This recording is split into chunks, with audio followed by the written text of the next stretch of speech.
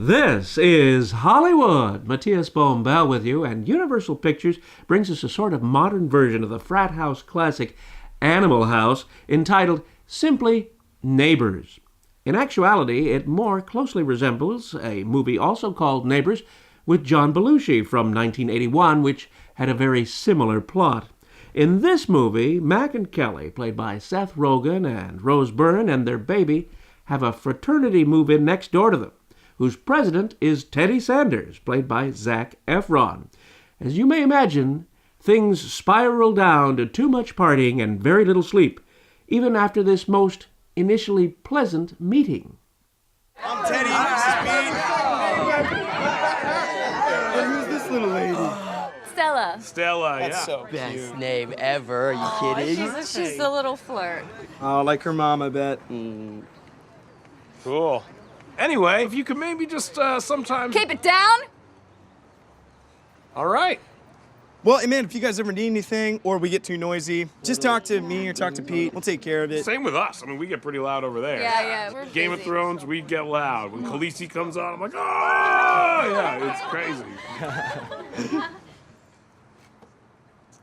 Alrighty. Well, Dope. Just after this, a truce is honored only if police are not called before contact is made with the frat house to resolve an issue. Well, sadly you see this dissolve from nice to something less than nice, but interestingly enough, it is not initially fueled by the most likely party. Thus, a "this means war" attitude develops, and surprisingly, it's Mac and Kelly who are devious in attempts to get back at the frats and their pals and their gals next door.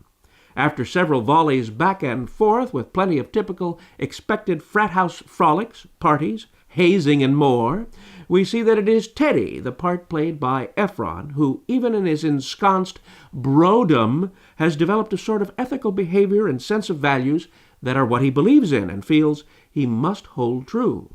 Here you see things flare up along the property line. what are you wearing? What are you doing? We're throwing a Robert De Niro party. Oh. I'm a taxi driver, De Niro. Yeah, meet the fuck is De Niro. I'm watching you. I'm watching you. Who are you? Oh, I'm Sam Jackson, from Jackie Brown. Hooah! That's Al Pacino. That's not even, yeah. Sent him a woman. Hey, when you called the cops, you violated the circle of trust, fucker. We're sorry we called the cops, okay? Are you talking to me? Yes. Yes. Are you talking to me? Yes! Yes. I don't see anyone else here. I don't see anyone else here We're trying either. to talk to you. The path of the righteous man. That's the wrong Sam Jackson speech! There you may trace some of the clever writing and movie references that screenwriters Andrew J. Cohn and Brendan O'Brien have infused into the story to make it palatable and relevant for audiences over 30. And once again, Zac Efron, who seems so willing to shed his early Disney-type sweetness in order to prove his acting chops, needn't try so hard. He seems to be quite capable, and I wish he'd just get a decent role to show off some of his talent more effectively. I think he's much more than a pretty face, but we'll have to wait and see if he will rise above the brodom and reach the heights he is capable of. That said, he has some very good moments in this movie, and I actually enjoyed watching it much more than I thought I would. I even laughed occasionally amid the pranks and poor taste of fraternity stereotypes. There's a good turn from actress Lisa Kudrow as the school dean, and Dave Franco as the frat house VP, with a few memorable scenes to augment his handsome visage.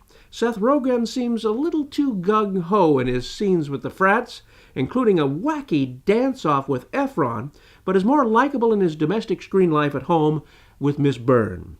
This will not be a memorable movie in the long run, but for the high school and college crowd, it might be a fun date movie. This is your pal, Matías Bombal, bidding you a fond farewell.